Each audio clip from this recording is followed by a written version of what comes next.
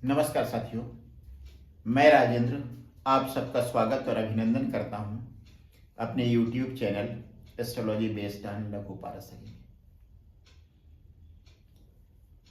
आज मेरा 100वां वीडियो है और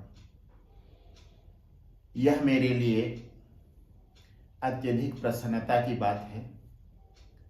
साथ ही साथ आप सबका अभिनंदन करने और धन्यवाद देने का भी समय है। मैं आप सबको बहुत बहुत धन्यवाद देता हूँ।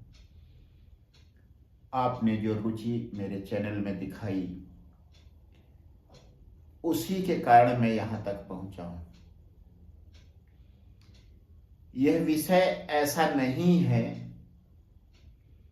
कि बहुत से लोग इसे देखें या इससे जुड़ जाएं, लेकिन फिर भी जितने लोग जुड़े, आप सब जितने लोग जुड़े, मेरे हिसाब से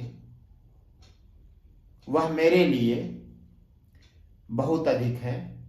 इसलिए आप सबके इस सहयोग के लिए मैं आप सबको धन्यवाद देता हूं। और इस 100वें वीडियो में मैं एक प्रयोग करने जा रहा हूं। अब जब कोई नया प्रयोग होता है तो वो सफल भी होता है, असफल भी होता है। मैंने अभी तक किसी व्यक्ति की जन्म कुंडली पर कुछ बोला है और उसके लिए मैं पूरी तरह से विश्वस्त हूं कि जो कुछ मैंने बोला है वह सही होगा। इसी तरह से एक वीडियो मैंने स्वतंत्र भारत के भविष्य के ऊपर बनाया है, जिसके लिए मैं आश्वस्त हूं कि उसमें की गई मेरी भविष्यवाणियां सही होंगी। इस बार फिर से मैं जो जन्म कुंडली ले रहा हूं वह स्वतंत्र भारत की ही ले रहा हूं, लेकिन उसके आधार पर यह बताने जा रहा हूं कि 2024 के आम चुनाव में जो सरकार बनेगी वह कैसी होगी और जो इस देश का प्रधानमंत्री बनेगा वह कैसा होगा। ज्योतिष जगत में यह एक नया प्रयोग है। हो सकता है किसी ने और ऐसे प्रयोग किए हों, फिलहाल मुझे उसकी जानकारी नहीं है। और इस प्रयोग की सफलता 1 साल बाद, लगभग 1 साल बाद पता चलेगी कि मेरा यह प्रयोग सफल हुआ है कि नहीं। तो एक बार फिर से अपने 100वें वीडियो में आप सबका स्वागत और अभिनंदन करते हुए मैं अपना वीडियो शुरू कर रहा हूं। यह स्वतंत्र भारत की जन्म कुंडली है। भारत स्वतंत्र हुआ 15 अगस्त 1947 को 12:01 रात का समय था। और स्वतंत्र होने से संबंधित जो घटनाएं हुई वो ज्यादातर चूंकि दिल्ली में केंद्रित थी, इसलिए जो स्वतंत्र भारत की जन्म कुंडली बनाई जाती है उसमें जन्म स्थान दिल्ली लिया जाता है। और इसकी जो लग्न है, स्वतंत्र भारत के जन्म समय का निर्धारण भारत के 2 प्रसिद्ध ज्योतिषियों ने किया था। उन्हीं के कहने के आधार पर ऐसा जन्म समय लिया गया जब जन्म लग्न वृष बनती है। वृष राशि 2 तरह की राशियां होती हैं, मैं पहले बता चुका हूं, संक्षेप में रिपीट कर देता हूं। चर राशि और स्थिर राशि या अचर राशि। तो वृष राशि पहली स्थिर राशि है और स्थिर राशि से जो लग्न बनती है, मतलब स्थिर लग्न बनती है, उसमें ऐसे काम किए जाते हैं जिनमें अस्थायित्व, स्थिरता का बहुत महत्व होता है। जैसे वधू का गृह प्रवेश, किसी व्यक्ति का अपने घर में, नए घर में प्रवेश या किसी भी घर में प्रवेश, और उससे भी ज्यादा जरूरत होती है किसी राष्ट्र के बनने में। जिस समय राष्ट्र का जन्म हो रहा हो उस समय स्थिर लग्न में यह कार्य हो, इससे ज्यादा आवश्यक और कुछ नहीं हो सकता। स्थिर लग्न, चंद्रमा कर्क राशि में, अपनी राशि में, और पुष्य नक्षत्र में जन्म। पुष्य नक्षत्र नक्षत्रों का राजा कहा जाता है। वृष राशि की एक और विशेषता है, यह स्थिर राशि है, साथ ही साथ पृथ्वी तत्व राशि है। मतलब स्थिरता, साथ ही साथ अपने बच्चों की, जैसे पृथ्वी के लिए है, पृथ्वी अपने संतानों की। पृथ्वी के संतान कौन है? यहां रहने वाले लोग, कीट, पतंग और जो भी प्राणी रहते हैं यहां पर, पशु, पक्षी, पेड़, पौधे, सबका भरण पोषण पृथ्वी करती है। तो पृथ्वी तत्व राशि का मतलब हुआ देश में ऐसी संभावना हो कि उस देश में कुछ उपज सके, कुछ जीवित रह सके। एक बात। दूसरी बात यह है कि जीवन में स्थिरता हो, इसलिए वृष राशि चुनी गई, पृथ्वी तत्व राशि और स्थिर राशि। नक्षत्र के लिए मैंने बताया ही आपको, सर्वश्रेष्ठ नक्षत्र पुष्य नक्षत्र। दूसरी बात, एक और विशेषता है वृष लग्न की। वृष लग्न के लिए शनि योग कारक होता है, जिसका अर्थ हुआ कि शनि केंद्र के साथ साथ त्रिकोण का भी स्वामी होगा।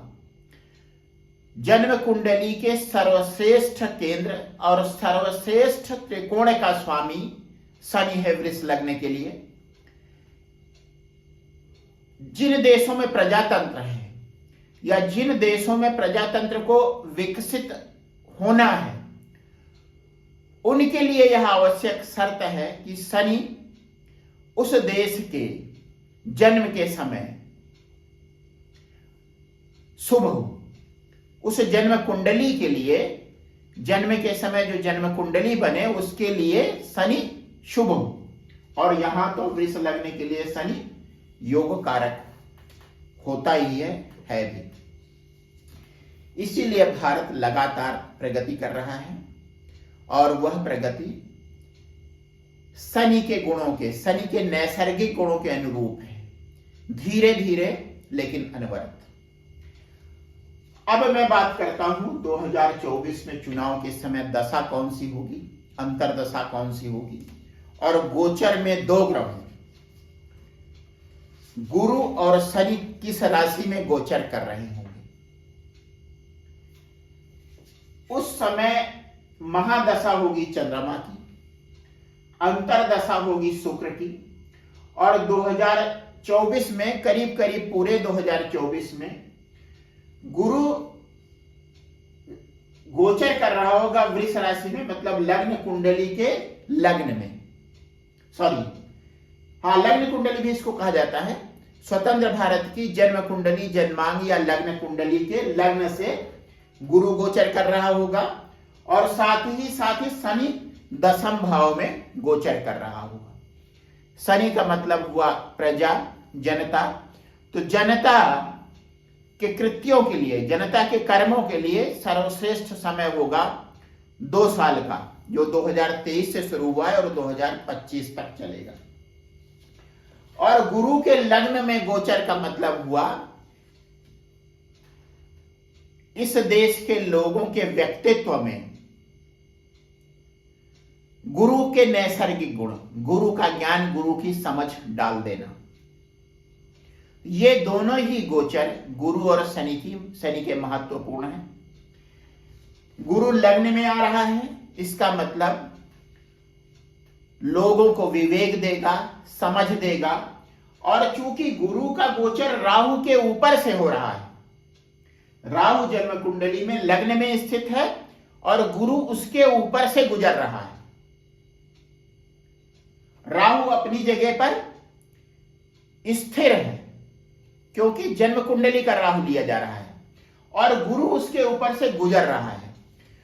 तो यह जो युति होती है गुरु और राहु की, वह युति वैसे तो कहलाती है गुरु चंडाल योग, लेकिन राजनीतिक माहौल जब हो, जब चुनाव का समय हो, तो गुरु और राहु राजनीति और उसमें पढ़े लिखे लोगों का, जो समझदार लोगों का, उनका प्रभाव, उनका प्रभुत्व गुरु और राहु की युति को पूरी तरह से उपयोगी बना रही है चुनाव के लिए।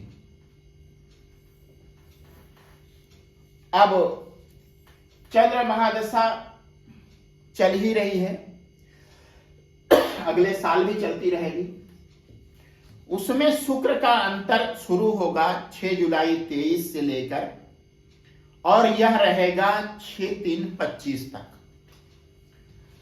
अब हम चंद्र और शुक्र के नैसर्गिक कारकों तो पहले ले लेते हैं। चंद्र है भावनाओं का कारक, चंद्र है सुख का कारक और शुक्र है बृहस्पति के बाद सबसे ज्यादा स्थिरता जिस ग्रह में होती है वह शुक्र है। और ज्ञान के मामले में शुक्र किसी भी तरीके से बृहस्पति से कम नहीं होता। तो एक ज्ञानी समझदार ग्रह शुक्र की अंतर्दशा होगी। यह एक कारकत्व पे बात हुई। दूसरा कारकत्व हुआ चंद्रमा स्त्री ग्रह है और शुक्र भी स्त्री ग्रह है। तो इसका मतलब हुआ स्त्री ग्रह की महादशा में स्त्री ग्रह की अंतर्दशा। इसका फल क्या होगा कि 6 जुलाई 2023 से 6 मार्च 2025 तक पूरे देश में स्त्री विषयक बातों की प्रधानता रहेगी। स्त्री मुख्य केंद्र में आएगी, उसकी समस्याओं की और स्त्रियों के द्वारा ही किए जा रहे समस्याओं के हल की प्रधानता होगी। चंद्र और शुक्र, चंद्र की महादशा और शुक्र की अंतर्दशा में। अब यह तो बात हुई चंद्र और शुक्र के नैसर्गिक कारकत्व की। अब मैं बात कर रहा हूं चंद्र और शुक्र के इस लग्न के, स्वतंत्र भारत की जन्म कुंडली के हिसाब से इनके कारकत्व की। पहले शुक्र का कारकत्व देखते हैं। शुक्र लग्नेश है, मतलब इस देश की जनता, इस देश की पब्लिक। इसके अलावा शुक्र 6ठे भाव का स्वामी, जिसका मतलब हुआ षड्यंत्र, राजनैतिक षड्यंत्र, कूटनीतिक षड्यंत्र, शत्रुता, रणनीति, प्रयास, लड़ाई झगड़ा, दंगा फसाद। तो ये सारी चीजें चंद्र शुक्र में आपको देखने को मिलेंगी और उनके मूल में स्त्रियां होंगी। यह तो हुई शुक्र के नैसर्गिक कारकत्व और शुक्र के लग्नेश और खष्टेश होने का फल। दूसरा चंद्रमा क्या हुआ? चंद्रमा हुआ प्रयास, पराक्रम और मित्रता, परिस्थिति जन्य मित्रता। जैसे दो पड़ोसी आपस में मित्र हो जाते हैं, या उसको आप कह सकते हैं तात्कालिक मित्रता। जैसी मित्रता भारत में चुनाव के समय और चुनाव के ठीक बाद राजनीतिक गठबंधन बनाते समय राजनीतिक दलों के बीच होती है। सॉरी, व्यवधान के लिए छोड़ चाहता हूं। तो चंद्र और शुक्र की नैसर्गिक और जन्म कुंडली के आधार पर जो गुणधर्म होगा दशा अंतर्दशा का, वह मैंने आपको बताया। अब गोचर में गुरु वृष राशि में होगा और शनि कुंभ में होगा। मतलब देश की जनता उस समय ऐसी समझ से काम लेगी जिसे देखकर पूरी दुनिया आश्चर्यचकित रह जाएगी, और उसका परिणाम जो मिलेगा शनि के 10वें भाव गोचर, कर्म भाव के गोचर के अनुरूप पब्लिक जो कर्म करेगी, वोट के माध्यम से जो माहौल बनाएगी, जो पार्टी चुनेगी। अब यह मैंने बात की गोचर की। गुरु और शनि की भी बात कर लेते हैं। गुरु समाज का प्रबुद्ध वर्ग है। शनि क्या है? लोकतंत्र। इसके बाद शनि क्या है? जनता। शनि क्या है? वृद्ध। शनि क्या है? समाज का पिछड़ा वर्ग। शनि क्या है? समाज का ऐसा वर्ग जिसकी अनायास निंदा की जाती है, बिना मतलब के निंदा की जाती है। समाज का कमजोर वर्ग, लेकिन जिसके पास समाज का गहन अनुभव है, जिसके पास जीवन का गहन अनुभव है, ऐसा व्यक्ति, ऐसी जनता, ऐसा देश। इसके अलावा सत्ता प्रदायक है। शनि सत्ता प्रदायक है। अगर किसी व्यक्ति की कुंडली में शनि अच्छी स्थिति में हो, राजयोग में शामिल हो, तो उस व्यक्ति को सार्वभौमिक सत्ता दिला देता है। उसके बाद किसान, मजदूर, विधवाओं का प्रतीक है शनि। इसके अलावा जो सेवा निवृत्त हो चुके हैं लोग, उनका भी कारक है शनि। इसलिए शनि के गोचर का विशेष महत्व है और उसी की चर्चा में आगे करें।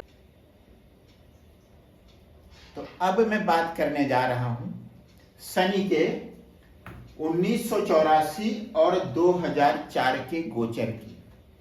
वह गोचर था भारत की जन्म कुंडली के 6ठे भाव से, जहां तुला राशि होती है, और तुला राशि में शनि अपनी उच्च राशि में होता है। मतलब उस समय वह ऐसे देश और ऐसे लोगों का प्रतिनिधित्व करता है जिसमें कुछ गुण शुक्र के होते हैं और कुछ शनि के होते हैं। इसका मतलब यह हुआ कि शनि के जो कुछ गुण हैं, जैसे वृद्ध है, कमजोर है, बीमार है, इन कारकत्व में से कुछ कमी आ जाती है। तो बावजूद इसके कि शनि का गोचर था, अपनी उच्च राशि में गोचर था, लेकिन 84 और 2014 में जो सरकारें बनी वे शनि के उच्च राशि, शनि के सर्वाधिक शक्तिशाली होने के अनुरूप थी। दोनों ही सरकारें 1984 और 2014 की पूर्ण बहुमत की सरकार थी, और 84 में जो व्यक्ति प्रधानमंत्री बना था, राजीव गांधी, वह एक्चुअली शनि के अनुरूप नहीं था, शुक्र के अनुरूप था। उसी तरह से 2014 में जो व्यक्ति प्रधानमंत्री बना, नरेंद्र मोदी, वह समाज के कमजोर तबके से अवश्य आता था। बचपन में उसने बहुत गरीबी देखी थी, लेकिन उसमें शनि के कुछ गुण, जैसे कमजोर शरीर और वृद्धावस्था उम्र के हिसाब से वृद्धावस्था अवश्य थी या अवश्य है, लेकिन शारीरिक कमजोरी जैसी कोई बात उस व्यक्ति में, अर्थात नरेंद्र मोदी में नहीं है। तो दो बातों में शनि ने अपने कार्य को तो खो दिए जब वह अपनी उच्च राशि में पहुंचा। पहला, बहुत ही मजबूत सरकारें इस देश को उस समय मिली जब शनि अपनी उच्च राशि में था। दूसरी बात यह थी कि शनि जब अपनी उच्च राशि में था तो जो व्यक्ति देश के प्रधानमंत्री बने वे मजबूत शरीर वाले थे। यह तो बात हुई कि कौन प्रधानमंत्री बना और कैसी सरकार थी। अब माहौल उस समय कैसा था? 1984 में जिस समय इलेक्शन हुआ, इंदिरा गांधी की दुर्भाग्यपूर्ण मृत्यु हो चुकी थी प्रधानमंत्री रहते हुए, और पूरा भारत दंगों की चपेट में था। जो छठे भाव का परिचायक है, शनि छठे भाव में अपनी उच्च राशि में, जनता उद्वेलित हो गई थी, उग्र हो गई थी, और पूरा देश दंगों की चपेट में आ गया था, विशेषकर उत्तर भारत। तो ये तो बात हुई 84 की बात। 2014 की अगर बात करें तो 2011 से अन्ना ने आंदोलन शुरू किया था, और 2011 के अंतिम समय में, अंतिम कुछ महीनों में, नवंबर दिसंबर में शनि अपनी उच्च राशि तुला में आ गया था। तो अन्ना के आंदोलन ने भी पब्लिक को उद्वेलित कर दिया था, एक भ्रष्टाचार सरकार के विरोध में। उसके बाद 2012 में निर्भया कांड होता है। तो वह कांड जैसे आग में घी डालने वाली घटना होती है, और इस देश की जनता, उद्वेलित जनता, उग्र जनता एक फैसला सुनाती है जो शनि के उच्च राशि के गुणों के अनुसार है। एक पूर्ण बहुमत वाली मजबूत सरकार बनती है, और जिसके मुखिया बनते हैं नरेंद्र मोदी, जो बहुत गरीब थे बचपन में और समाज के एक उपेक्षित वर्ग से आते थे और आते हैं। तो इसका मतलब क्या हुआ? शनि के गुण और शुक्र के गुण दोनों मिला जुला कर एक मजबूत सरकार, लेकिन उसका जो मुखिया है वह ऐसा व्यक्ति है जो समाज के कमजोर तबके से आता है और जिसने बचपन में बहुत गरीबी झेली है। अब बात करते हैं 1991 की, उसके बाद 2024 की। 1991 में शनि गोचर करता हुआ पहुंच चुका था अपनी राशि मकर में। मकर और कुंभ में शनि अपने नैसर्गिक कारकों के अनुसार, नैसर्गिक कारकत्व के अनुसार फल देता है। 1984 में शनि मकर राशि में था और कुछ महीनों के बाद उसे कुंभ में जाना था। उस समय जो सरकार बनी वह पूरी तरह से शनि के कारकत्व के अनुसार थी। एक कमजोर सरकार, लचर सरकार, जिसे पूर्ण बहुमत नहीं प्राप्त था, और उसके मुखिया बने नरसिम्हा राव जी, जो उस समय तक के भारत के सबसे वृद्ध प्रधानमंत्री थे, और बुढ़ापे की सारी बीमारियां उनके अंदर थी, लेकिन जीवन का उन्हें बहुत गहरा अनुभव था। सरकार चलाने का उन्हें बहुत गहरा अनुभव था। राजनीति का, कूटनीति का उन्हें बहुत गहरा अनुभव था। अब यह तो बात हुई 1991 की। 1924 में जिस समय चुनाव होंगे, शनि मकर से होता हुआ कुंभ में पहुंच चुका होगा, बल्कि पहुंच गया है 2023 में ही। तो फिर से वह स्थिति बन रही है जब शनि के नैसर्गिक कारकत्व तो पूरी तरह से इस सरकार पर, जो सरकार 2024 में बनेगी, उस पर लागू होंगे, उस पर हावी होंगे। अब सरकार कैसे हो सकती है? लचर सरकार, कमजोर सरकार, बिना बहुमत वाली सरकार, गठजोड़ के द्वारा बनी हुई सरकार, और उसका जो मुखिया होगा वह कोई वृद्ध व्यक्ति, कमजोर व्यक्ति, बीमार व्यक्ति या समाज के कमजोर तबके से आया हुआ व्यक्ति। यह मेरी एनालिसिस है 2014 के भारत के प्रधानमंत्री के बारे में। एक मिली जुली सरकार, कमजोर सरकार, बिना बहुमत के बनी हुई सरकार, और उसका जो प्रमुख होगा वह समाज के कमजोर तबके से आया हुआ होगा, वृद्ध होगा, बीमार होगा, लेकिन उसे बहुत गहरा अनुभव होगा जीवन का, राजनीति का और कूटनीति का। अब एक बात मैं अब आपको और बता दूं, ऐसा जरूरी नहीं कि शनि के सारे कारकत्व उस सरकार और उसके मुखिया पर लागू हो, उनमें से कुछ लागू होंगे। हो सकता है वो समाज के कमजोर तबके का ना हो, वृद्ध हो, बीमार हो। उसी तरीके से यह बात हो सकती है कि सरकार लमसम बहुमत में हो, उसे थोड़ा सा बहुमत मिला हो, लेकिन ज्यादा संभावना इस बात की है कि एक लचर, कमजोर, बिना बहुमत के सरकार बनेगी और जो व्यक्ति उसका मुखिया होगा उसमें शनि के कुछ ना कुछ गुण। कुछ ना कुछ से मेरा मतलब यह है कि एक दो नहीं, मेजॉरिटी, ज्यादातर गुण उसमें शनि के होंगे। बस यही मैं अपना वीडियो समाप्त करता हूं। इस मेरे प्रयोग को, इसकी परीक्षा आप भी करिए और मैं भी इसकी परीक्षा करता हूं। आप सबका बहुत बहुत धन्यवाद मेरे वीडियोज को ध्यान से सुनने के लिए, उन्हें शेयर करने के लिए और लाइक करने के लिए।